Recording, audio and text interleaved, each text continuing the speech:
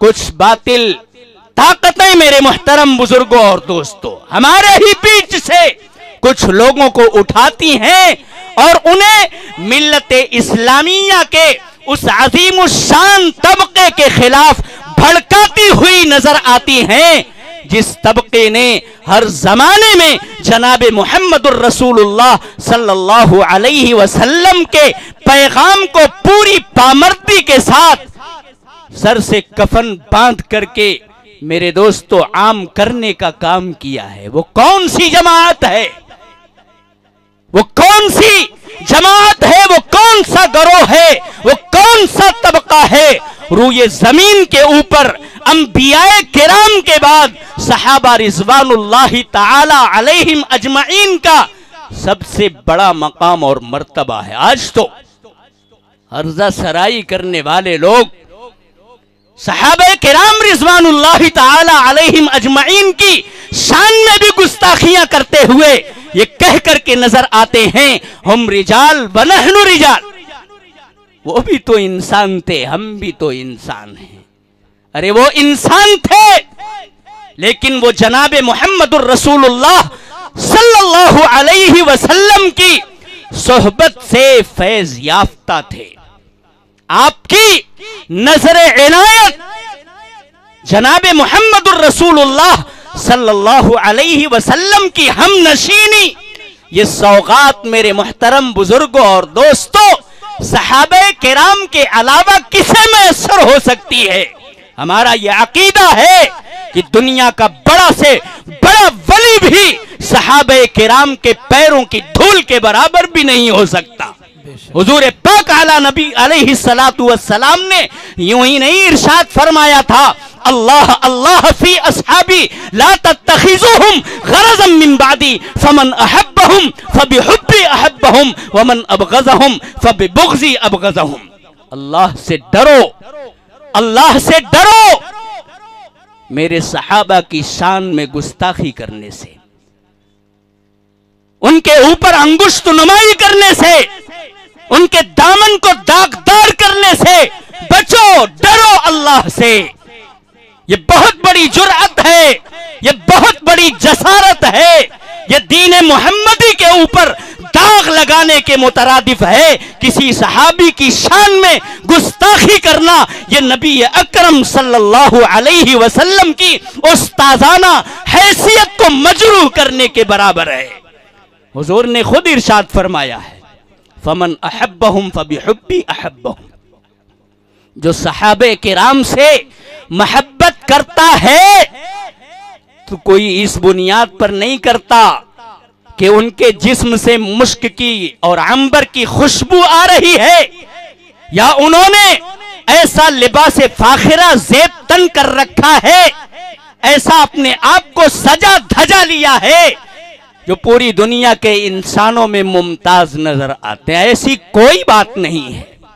فمن احبہم فبحبی احبہم، جو ان سے محبت کرتا ہے تو صرف اس لیے محبت کرتا ہے کہ اس کے دل میں میری محبت ہے۔ جناب محمد الرسول اللہ صلی اللہ علیہ وسلم یہ ارشاد فرما رہے ہیں کہ میری محبت اس کے دل کے اندر بھری پڑی ہے، اس لیے میرے شاگردوں سے صحابہ کرام سے اس کے دل کے اندر محبت کا دریا جوش مار رہا ہے۔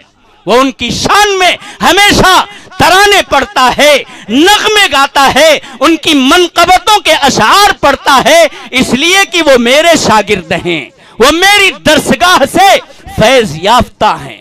ومن ابغضہم فببغضی ابغضہم، اور جو صحابہ سے بغض و عناد رکھتا ہے تو اس کے دل کے اندر میرے تعلق سے بغض ہے، عناد ہے، میرے دین کے تعلق سے اس کے دل میں شکوک اور شبہات ہیں، دغدغے ہیں، جس کی بنیاد پر وہ صحابہ کرام کو نشانہ بنا رہا ہے۔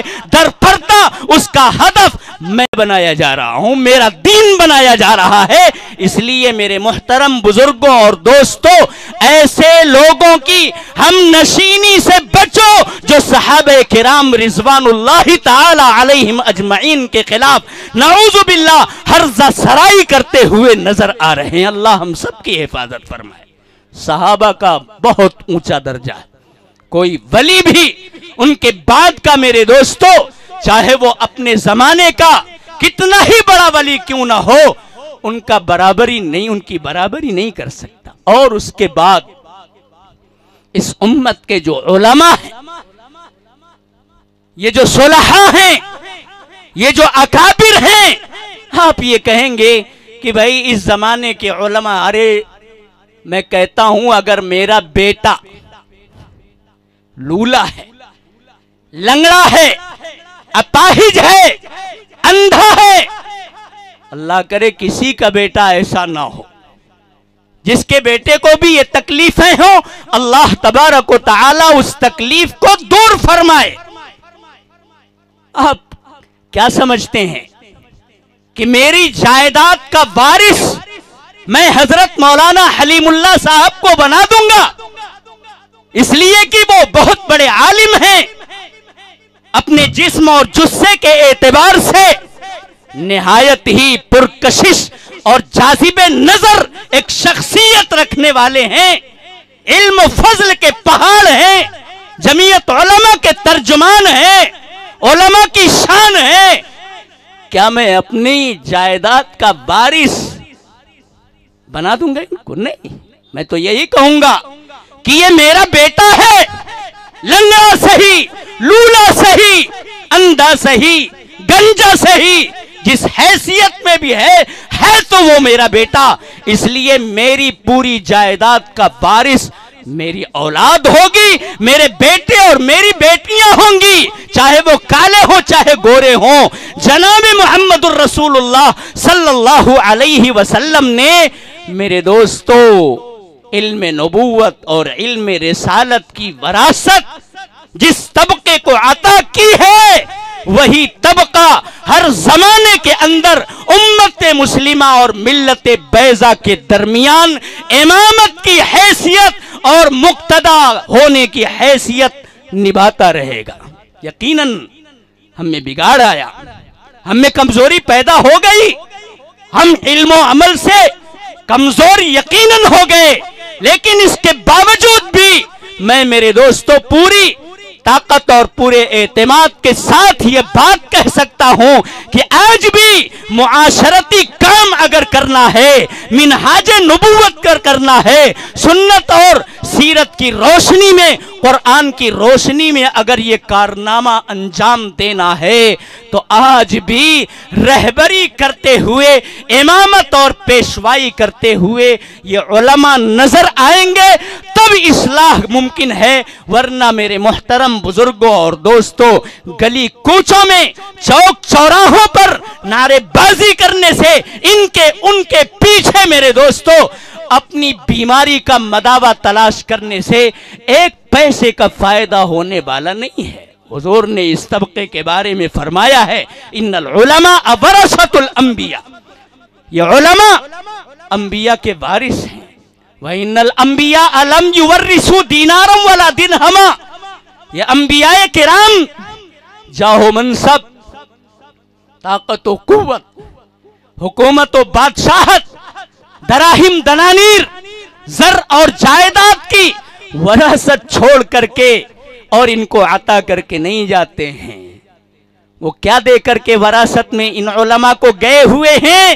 میرے دوستو یہ علماء انہی مکاتب کے اندر، مدارس کے اندر، خانقاہوں کے اندر بزرگان دین کی خدمت میں جا کر کے دعوت اور تبلیغ کے نظام سے وابستہ ہو کر کے اسی وراثت کے ایک ایک دانے کو چننے کے لیے اپنے شب و روز کو کھپاتے ہیں. مہینوں نہیں سالوں تک چٹائیوں پر بیٹھ کر کے قال اللہ اور قال الرسول کی صدائیں بلند کرتے ہیں. اس کے بعد کہیں ایک حبہ اس وراثت کا نصیب ہوتا ہے. تر دامنی پہ شیخ ہماری نہ جائیو، دامن نچوڑ دیں تو فرشتے وضو کریں. یہ وہ طبقہ ہے جس طبقے کے سامنے میرے محترم بزرگوں اور دوستوں تمام طبقات بونے اور ہیچ نظر آتے ہیں. ان العلماء ورثۃ الانبیاء، یہ علماء انبیاء کے وارث ہیں. وَإِنَّ الْأَنْبِيَاءَ لَمْ يُوَرِّثُوا دِينَارًا وَلَا دِرْهَمًا، انبیاء کرام انہیں دراہم اور دنانیر کا وارث نہیں بناتے. وَإِنَّمَا هُمْ وَرَّثُوا الْعِلْمَ فَمَنْ أَخَذَهُ أَخَذَ بِحَظٍّ وَافِرٍ.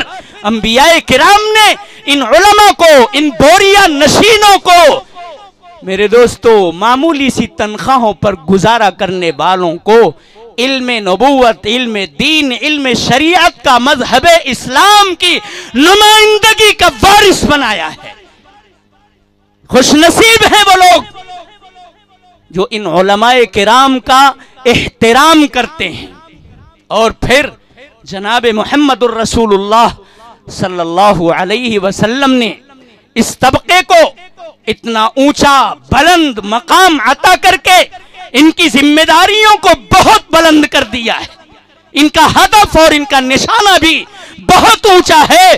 اور ہم نے آج بھی یہ محسوس کیا ہے کہ اگر ملت کے بارے میں، اجتماعیت کے ساتھ پوری سب سوسائٹی اور سماج کے بارے میں کسی کا دل روتا ہے، تڑپتا ہے اور دھڑکتا ہے، کروٹیں بدلتا ہے اپنے بستروں کے اوپر، تو وہ طبقہ علماء ہے، طبقہ اکابرین امت ہے، طبقہ اسلاف ہے، بزرگان دین ہے. میرے دوستو دنیا کی پڑھائی میں چاہے کتنا بڑا ماسٹر کا وہ ڈگری حاصل کر لے، اسے اپنے ہی گرد و پیش کی خبر رہتی ہے.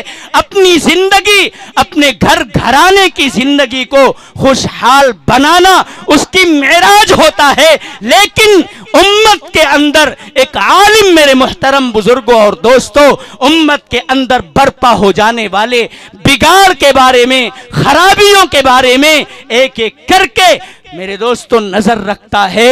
اور اس طرح کے مواقع جب آتے ہیں تو اس میں یہ باتیں کھل کر کے ہمارے سامنے آ جاتی ہیں.